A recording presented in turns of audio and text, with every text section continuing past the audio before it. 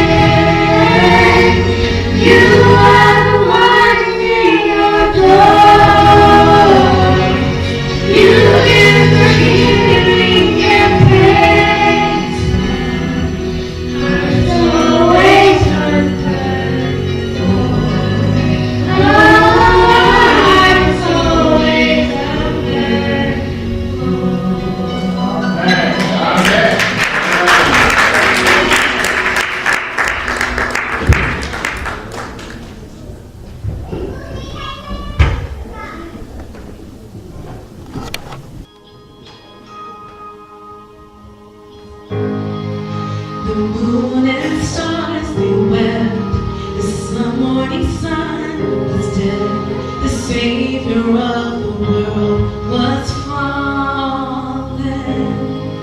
His body on the cross, His blood poured out for us, the weight of every curse upon Him.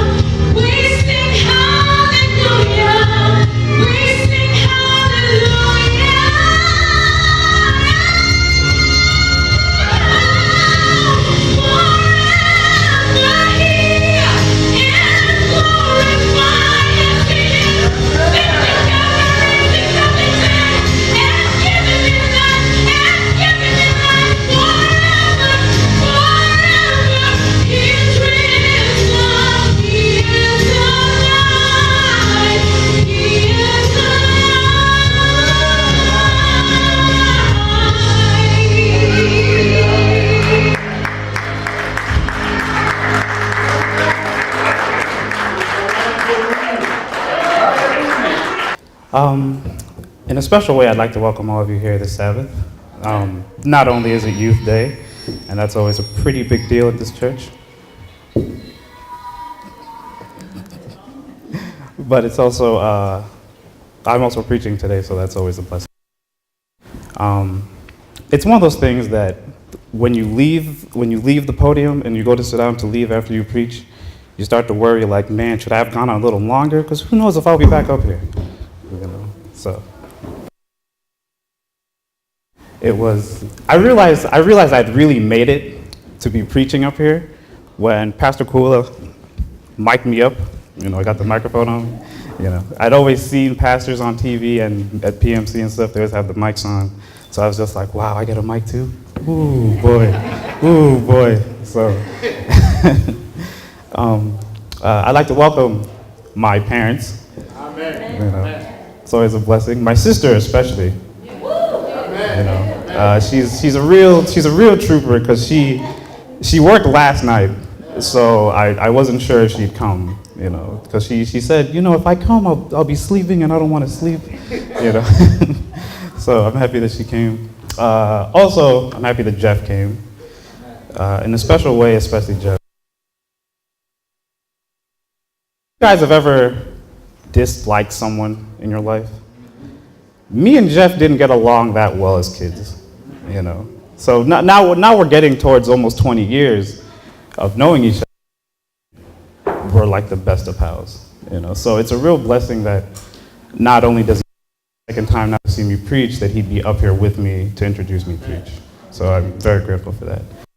To thank everyone who took part in the worship today, from our wonderful music guys. You guys are great, just wonderful. Charles with the thing. Uncle T leading as he always does. The girls for singing, offering, children's story. So before I begin, I titled my sermon, "Don't Call It a Comeback." You know, do you know what a comeback is? You know, it's when you're down and you come back to succeed or win or whichever context you're in. So I want to tell a story.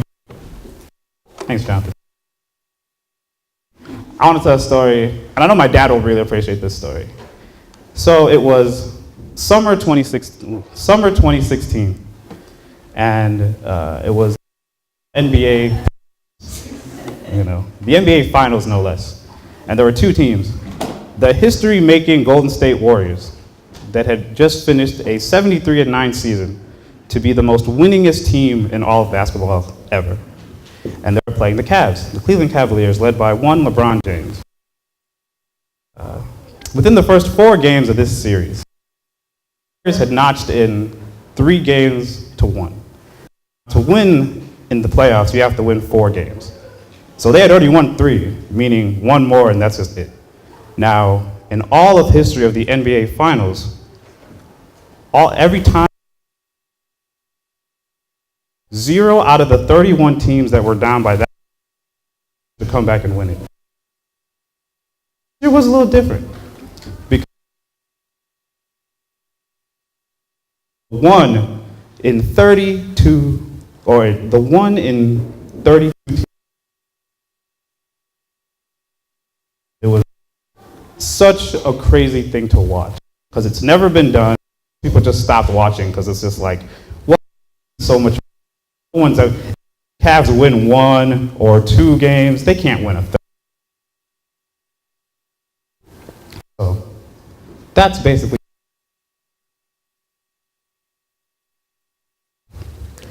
Dear Heavenly Father, thank you for this day. Thank you for bringing us all here together today, especially on this Easter weekend, no less. Be with me as I'm up here to tell your message to the church on this Easter weekend. Help us to not only listen to these words, but to also attain them and understand them, and to take them with us as we go on about our days. In your name we pray, amen. Amen. So, my story is going to take place in 1 Samuel. And it's the classic story of David versus Goliath. So if you would turn with me or turn on your phones or whichever helps you, I want to summarize the story pretty much. I'll go through most of it, but you know, we've all heard the story, so I don't need to go super in depth with everything here. So we'll start in verse 3. 1 Samuel chapter 17, verse 3. And the Philistines stood on a mountain on one side, and Israel stood on a mountain on the other side, and there was a valley between them. And there went out a champion out of the camp of the Philistines named Goliath of Gath, whose height was 6 cubits and a span. Now, I'll pause there. 6 cubits and a span. Now, I did some research. I don't know who's good at metrics and numbers and conversions, but I had to look this up because I was just curious about how tall 6 cubits and a span would be. Now, I don't have 100% valid proof of this, but it is at least 10 feet tall.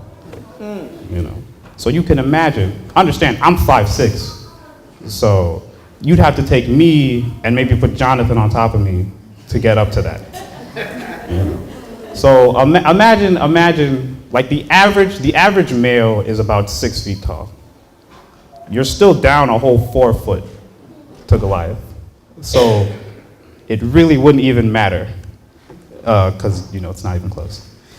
Verse 5. Now verses 5 through 7 go about describing the way Goliath just looked on the battlefield.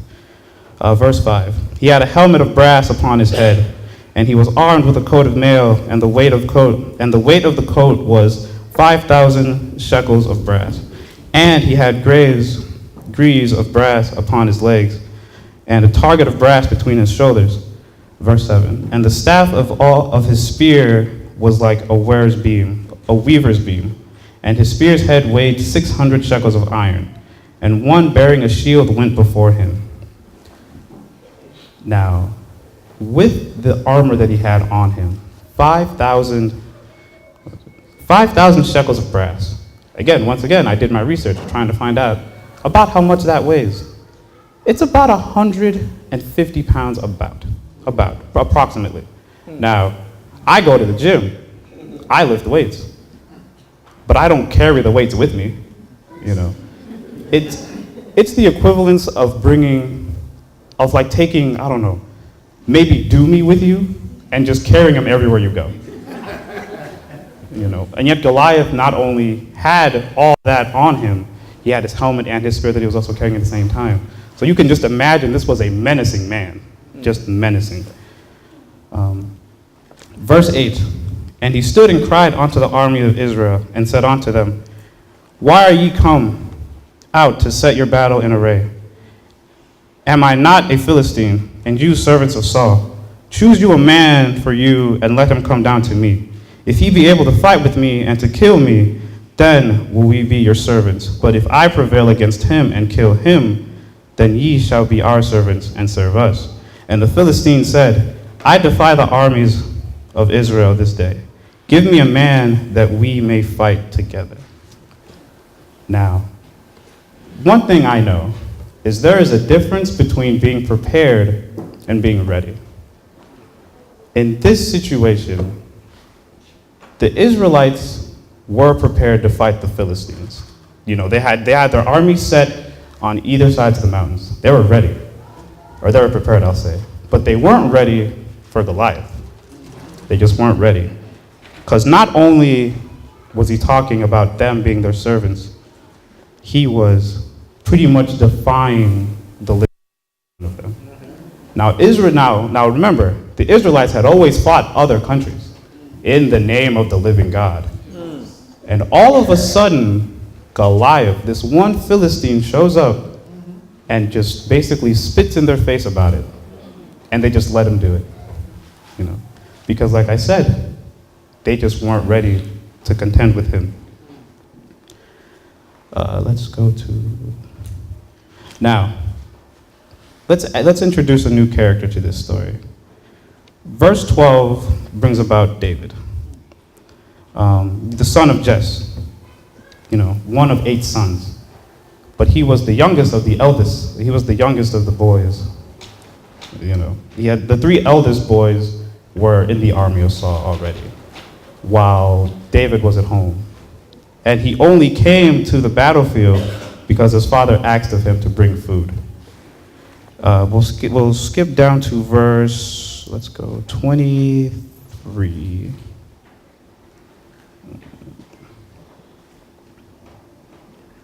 Well, okay, verse 20, we'll say that.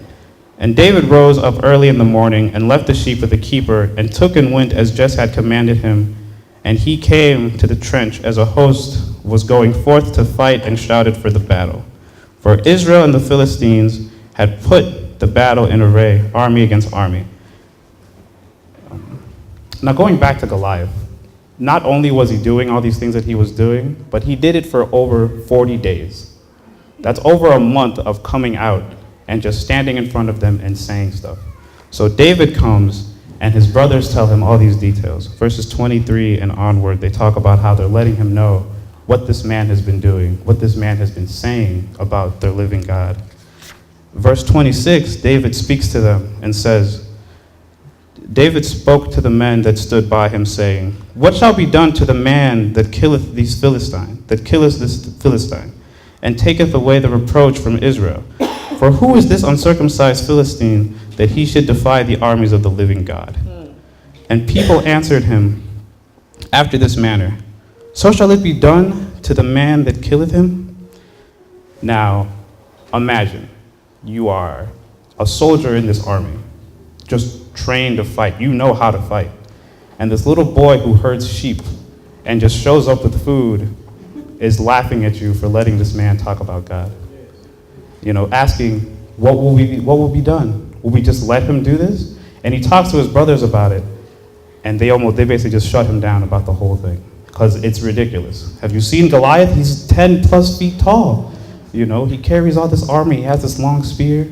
You know, we don't stand a chance. So David continues to ask the same question. What will be done about this man who continues to defy the living God? Person to person, he just goes and asks everybody. Until eventually somebody hears him.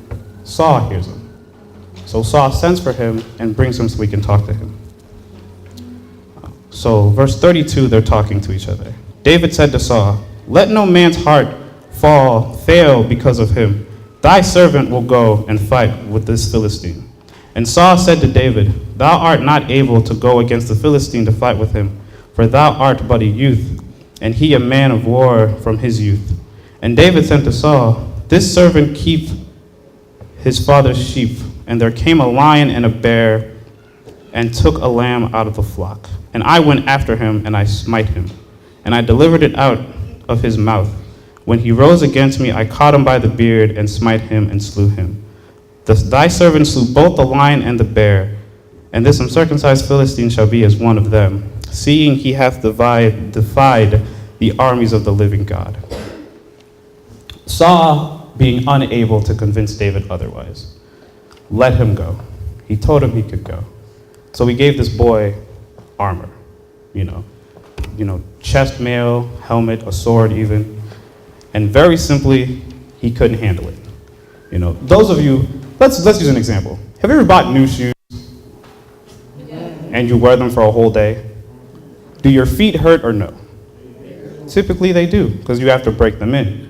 Now imagine having to wear all this armor, but you're young. You've never been trained to wear it. You've never been trained how to use anything. And now you're being asked to go fight this giant man with these things that you've just never used before. So what does he do? He does the most responsible thing he could have done. He pretty much tells Saul, no. You know, I have not, you know, he says, I've not proved these things, which is basically I just haven't, you know, broken them in. I'm not used to them, so on and so on. So, in order to deal with Goliath, he leaves the sword in verse 40. And he took his staff in his hand, and he chose him 5 smooth stones out of the brook, and put them in a shepherd's bag which he had, even in a scrip, and his sling was in his hand, and he drew near to the Philistine. So, without armor, without a real weapon, he just had his staff and a sack full of rocks. Now remember, Goliath from head to toe is in armor. You know, a staff isn't going to do anything, obviously. And what can a rock really do in this situation? But again, here's the difference between David and everybody else. unlike them, he not only was prepared to fight for the living God, he was ready to fight Goliath for the living God. So he walks up to Goliath, and you can just imagine, it's the equivalent of Towel looking at Vincent. It's that big of a difference. It's a joke almost, because it's just like, really? You? He says, and so Goliath is just having fun with him. He's just toying with him. He says, verse 43, "Am I a dog that thou comest to me with staves?" And the Philistine cursed David by his gods. And the Philistine said to David, "Come to me, and I will give thy flesh unto the fowls of the air, and to the beasts of the field." And then David responded and said, "Thou comest to me with the sword, and with the spear, and with the shield. But I come thee in the name of the Lord of hosts, the God of the armies of Israel, whom thou hast defied. This day will the Lord deliver thee into mine hands, and I will smite thee, and take thine head from thee, and I will give the carcass of the host of the Philistines this day unto the fowls of the air, to the wild beasts of the earth, and all the earth may know that there is a God in Israel." Now, it's basically on at this point. Goliath just told David, "I'm going to take your carcass and feed it to the birds." And David pretty much said the same thing back. "I'm going to take your head and give it to the Philistines and leave it on the battlefield for the birds as well." So Goliath gets up and he starts heading towards David. Now David, being unafraid and being ready for what he has been dealt with, not only goes towards Goliath, he runs towards Goliath. I don't want to ask this question because we're at church, but who has been in a fight? We are in church. I will not judge.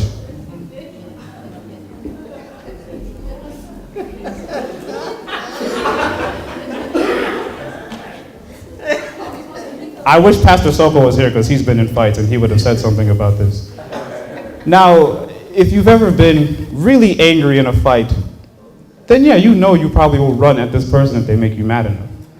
But again, imagine who's running at a Goliath-sized person, especially when you're not trained to do it. If you've never been in a fight, you don't know how to do anything in a fight. Not really. You may know that I have to put my hands up and swing, but doesn't mean you know how to put your hands up and swing. But David, because he was just so ready to fight for the living God, just ran at him with nothing but a stick and some rocks. Just imagine how it looks. He's running with a stick. He has to go grab some rocks, put it on his sling, and then what's he gonna do? Let's go to 48, verse 48. "And it came to pass when the Philistine arose and came and drew nigh to meet David, that David hasted and ran toward the army to meet the Philistine. And David put his hand in his bag and took thence a stone and slang it, and smote the Philistine in his forehead. And the stone sunk in his head, and he fell upon his face on the earth. So David prevailed over the Philistine with a sling and with a stone, and he smite the Philistine, and he slew him. But there was no sword in his hand. Therefore David ran and stood upon the Philistine, took his sword, and drew it out of the sheath therefore, and slew him. He cut off his head therewith. And when the Philistines saw their champion was dead, they fled."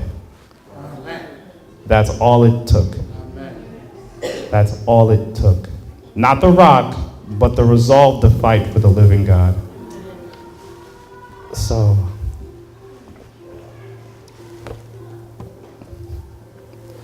as Christians, we're prepared to do so many things for God. I don't want to diminish some of our customs, so don't take it as me insulting them. Baptism, in general, is a pretty simple concept. Do you take Jesus as your Savior? Yes, I do. That's pretty much all it is, as far as the act of doing it. But as prepared as we are to take that kind of plunge and do that kind of, really ready for what it means In the same way that David understood that fighting for the living God meant going through Goliath. There was no talking through him. There was no convincing him, Goliath, hey, Jesus is pretty cool. I know you're a Philistine, but Jesus is pretty cool, you know. There was no doing that. He knew himself that he had to kill him. So for us, if we really want to have Jesus, we need to understand, we need to know what we're ready to really give up. So, you know, it's Easter weekend. And, you know, and Easter represents, you know, there's always been 2 days I've always wanted to do a sermon on.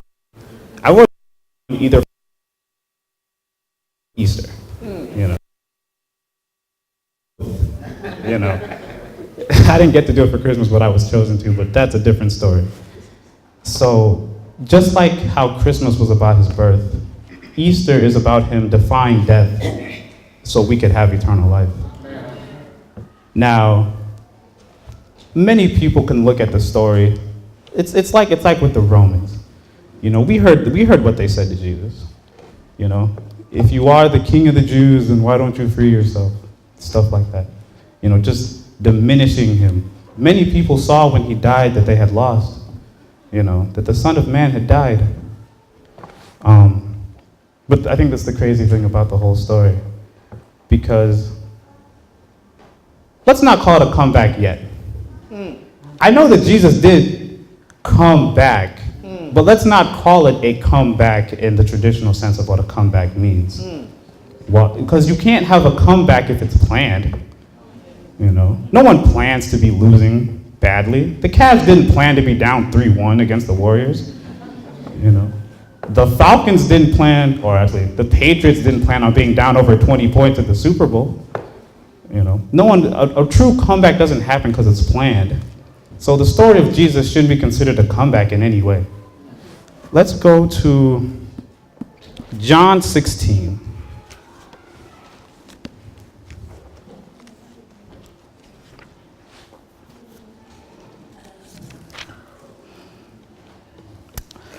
John 16, verse 5. Jesus is talking to his disciples. It's shortly before he's about to leave them and before he dies. Verse 5. But now I go my way to him that sent me, and none of you asketh me, whither goest thou? But because I have said these things unto you, sorrow hath filled your heart. Nevertheless, I tell you the truth. It is expedient for you that I go away. For if I go not away, the Comforter will not come unto you. But if I depart, I will send him unto you. It was always the plan for Jesus to come and die, because Jesus was prepared to be born like us, to suffer like us, and to die like us, because he was ready for us to be saved. Amen. We always talk about Jesus is coming again, and we look forward to it. Like, we really, really look forward to it. Nobody wants to be sick. No one wants to have pain. But the big thing comes as we see all these negative things as being stuff that we're going to lose. But we need, you know, so we're prepared for him to come back. But I think we need to be ready for what that really means. Most things that we like here on earth, we won't have. You know, are we really ready to understand that reality of it? And can we really be ready for him to come back anyway? The memory verse that was read, Matthew 24:44, talks about the thief in the night. At least the verse prior to that. Let me reread that verse. Matthew 24:44. Therefore be ye also ready. Therefore be ye also ready. For in such an hour you think not the Son of Man cometh. We're always told to be ready, but it's something we may not be truly able to be ready for. Because just when we think it'll happen, it won't happen that time. We can be at our spiritual peak, and he won't come that day. But let us be at our low. Let us be at our spiritual low. whether we're doing good or we're doing bad, and he'll come that day. Will we be ready to say goodbye to everything we have now? Because we weren't ready that day, we were ready the day before.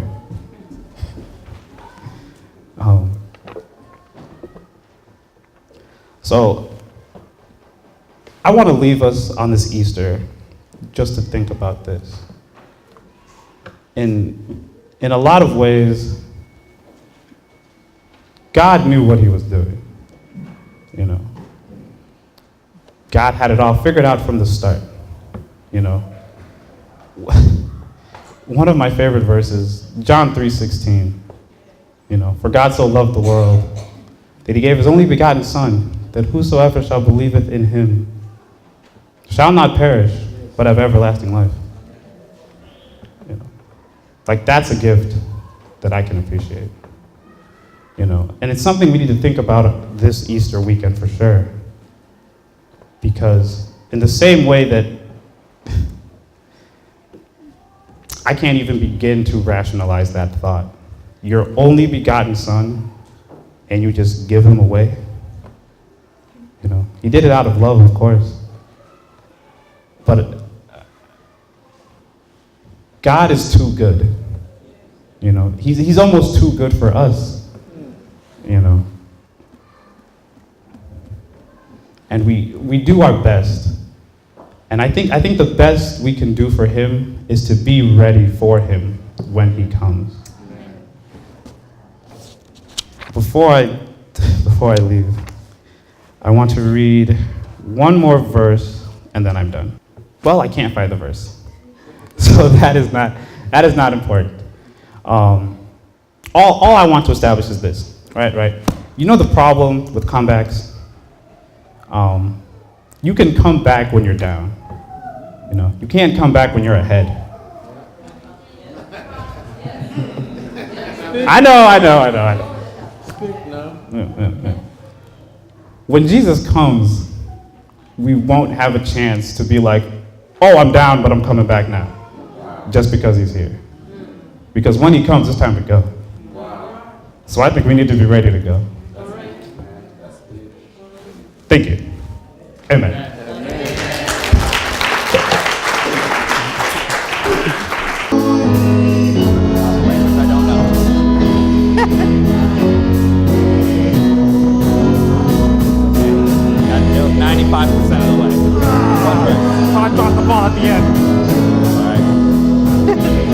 About how you start, it's about how you finish. True.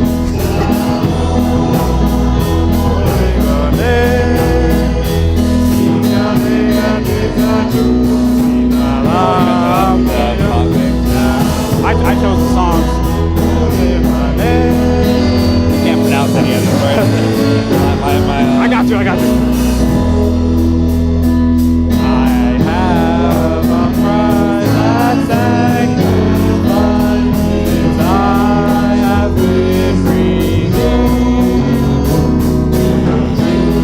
His will, my highest prize is I have been redeemed.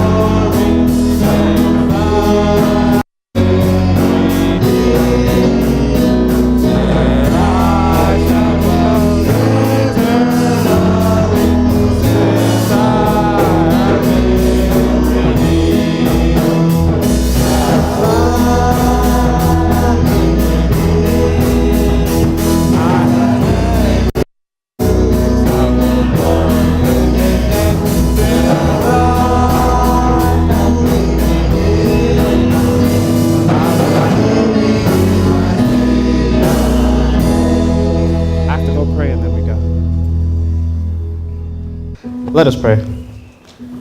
Dear Heavenly Father, thank you. Thank you, thank you, thank you. Even though we're very early into this new year, anytime Easter comes along, it's such a great time to think about you. Thank you once again for blessing us another day, another week, another month, another minute, another hour, and another second. Be with us as we have finished our worship for this morning, afternoon. Be with those who are going. Be with the youth this afternoon with their program. Thank you for being with the Word, and hopefully we've all been blessed in some kind of way, and that we can take you with us all the days of our life, maybe starting just with the rest of our day, and we can carry you with you. We can carry you with us for as long as we live. In your name we pray, amen.